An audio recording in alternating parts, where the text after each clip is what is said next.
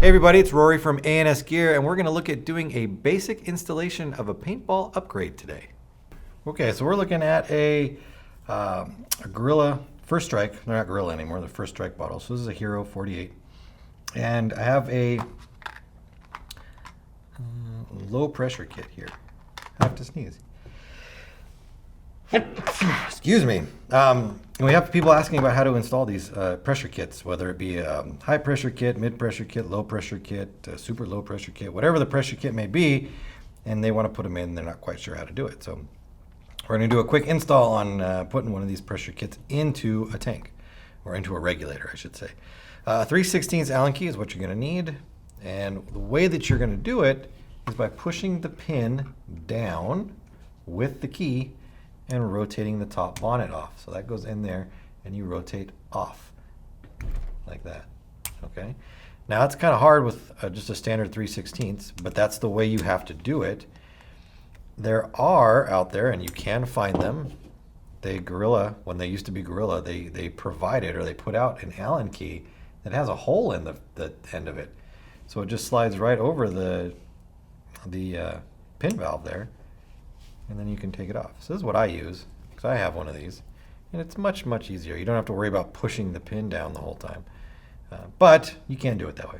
It's not a big deal. It's not hard. It just requires you to keep pushing on it. So as we push or turn, depending on the Allen key, take this off, this will come out. When it does come out, you got to be careful of a couple parts. So you've got your bonnet, you have your spring, and you have your pin right there and right there. So pin, spring, bonnet. The pin itself has a little O-ring that goes right around there, and this is what seals against the top of the bonnet when it goes inside there. So when it's sitting inside the bonnet like that, and air is coming through and pushing on it this way, that's what seals and keeps air from coming out the top of the bonnet. If you ever have a leak coming out the top, where the pin is, it's the O-ring that's on the pin. Now the spring just sits right on the pin, and it pushes the pin up and seals it against the top. Helps keep it closed. You have two O-rings on here. Standard tank O-ring right there, and I believe this is a size 12 or so right there, 12 or 13. I'm pretty sure it's a 12. And that seals the inside right here. So if you're ever taking something apart like this, just inspect your O-rings. It's always a good idea just to kind of look at them, make sure everything's okay. From this point here, you do not need to take anything else off of the bonnet. You can, if you want to, remove the threading and the magnet. You can do that. If you have an older style regulator, you don't have this. Well, actually, you do have this. You don't have this magnetic top. This is how you would change the setting of this one here. This sits here, and this goes like that, or like that, depending on how you want to do it. On the old ones, no magnet, just bonnet on there. All right, so like I said, we don't need to take that off, so we'll leave it like that.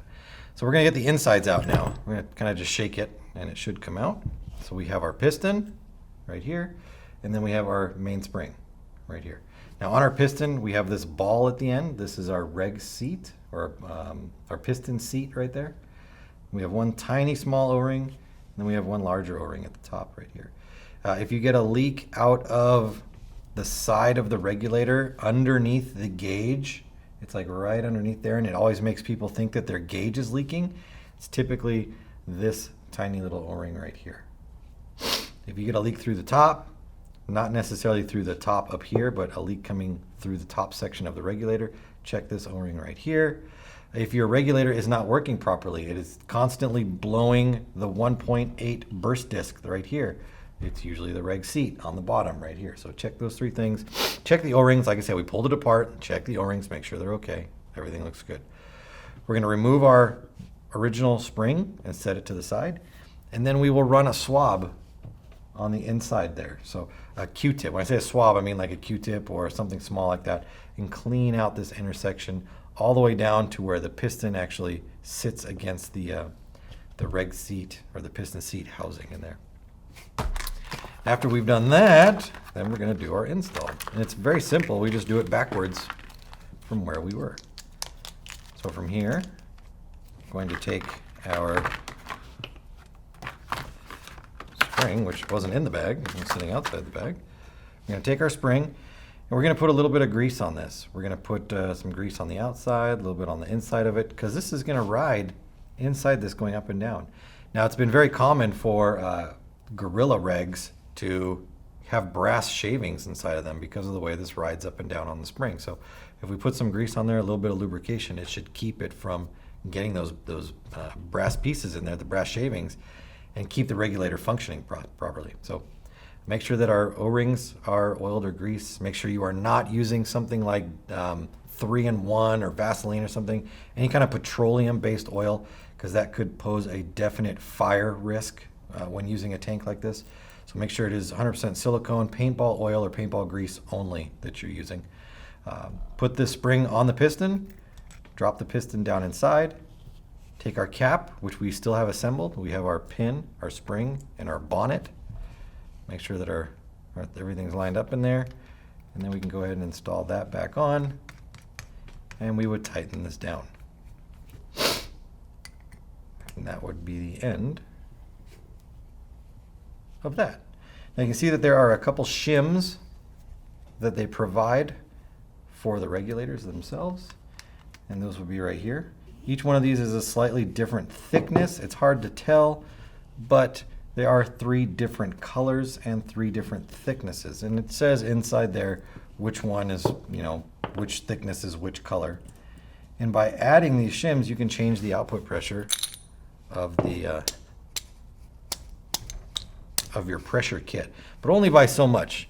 If you're doing a low pressure kit, it's only going to change it within a certain finite degree at the low pressure range.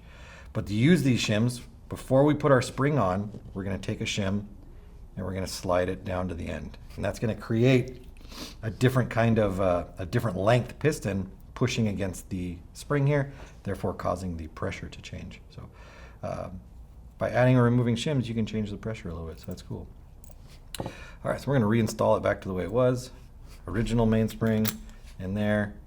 These are from the side. Let's put our collar on, and then put our bonnet on.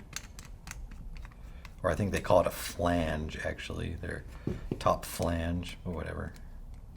I'm going to call it a bonnet. And then you're back together. So that's it. Very, very simple, very straightforward. Just make sure you grease everything up when you put it back together and using the appropriate grease, and you should be fine. So that's the, what was that? Pressure kit install for Hero tanks. Well guys, I hope this helps you out with any questions or concerns you have about your paintball gear or products. And as always, for all your paintball needs, shop ansgear.com.